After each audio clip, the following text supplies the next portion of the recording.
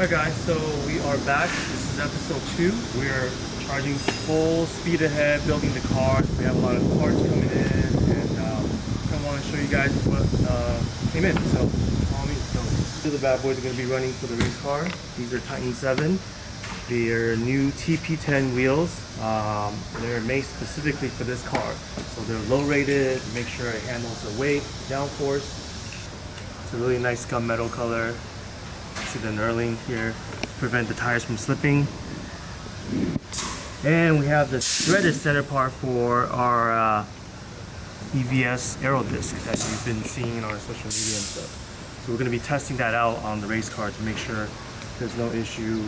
Alright, so the Titan 7s are in along with all of our slicks and everything to complete our wheel and tire package. And as we mentioned in the last episode, Moton is going to be making us a set of one-off coilovers for the IONIQ, and those did come in as well, so why don't we go check those out also. Alright, so these are the custom set of Moton 3-way motorsport dampers they make for the car. Custom valving, spring rate. Custom made actually. I don't think they have an application for this car just yet, so this will be the first set they have for the IONIQ 5. And we have, you know, various kind of springs. Can't show you the spring ring, it's top secret.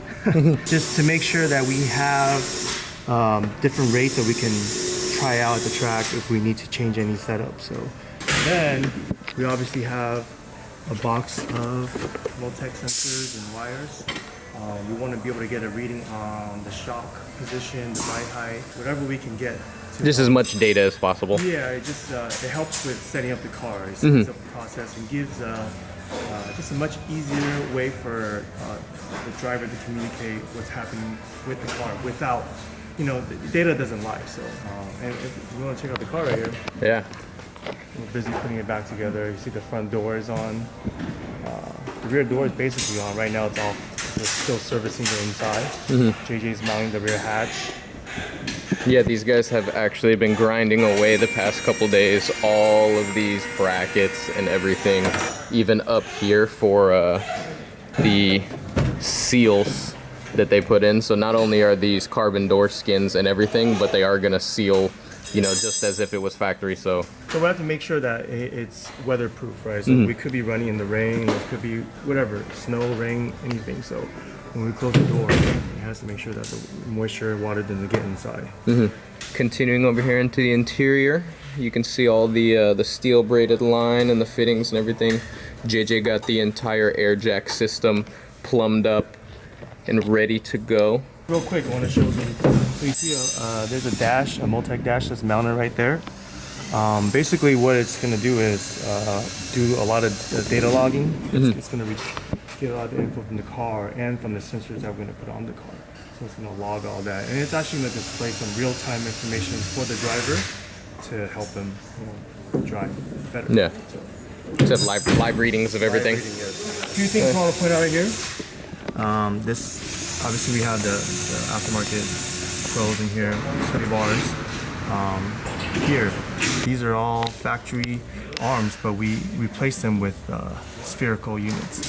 So as you know, like as little deflection as possible for a race. Because we are running racing slicks, high spring ray, so we don't want the factory bushing to deflect and stuff.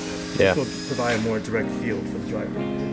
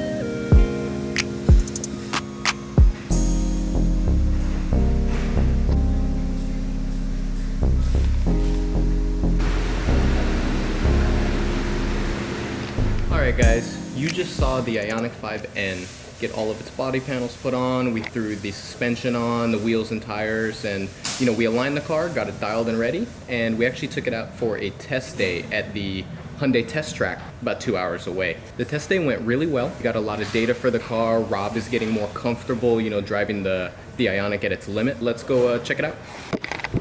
All right, Mike, so after testing, we decided to make a little tweak or two to the IONIQ 5. You want to talk about a little what we changed? Well, during testing, we actually made a lot of changes, mainly dial in the brakes to make sure the brakes has no issues. We were able to update some of the brake logic, the software side of things.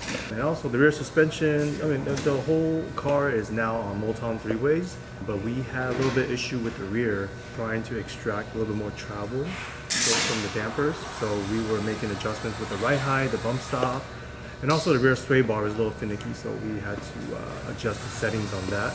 But at the end of the test day, they all worked out. So Rob was able to lay down some pretty decent laps, and we were pretty happy with it. So that's when we called it and brought it back here. And now we're just taking it all apart and inspecting everything and kind of putting the final touches on the car before we do our final test. Yeah, so it's crunch time here. Today is Tuesday, June 3rd, and we unveiled this car next week, Wednesday, June 11th, and this is what it looks like right now. So to reveal to you guys, I know we mentioned last episode that a legendary Japanese aero company was going to be designing us a kit for this, and we are happy to announce that Voltex is actually going to be making us the full aero kit for this. We zoom in. The master at work over there.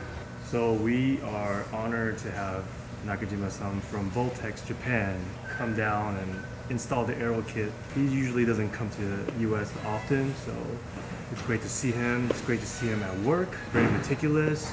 He's got great sense of style. We've all seen Voltex aero, but our S2000 is fully Voltex. We have a full Voltex Evo.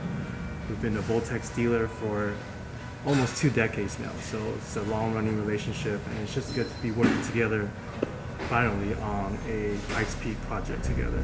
And I really can't wait to see how it all comes together, the final result.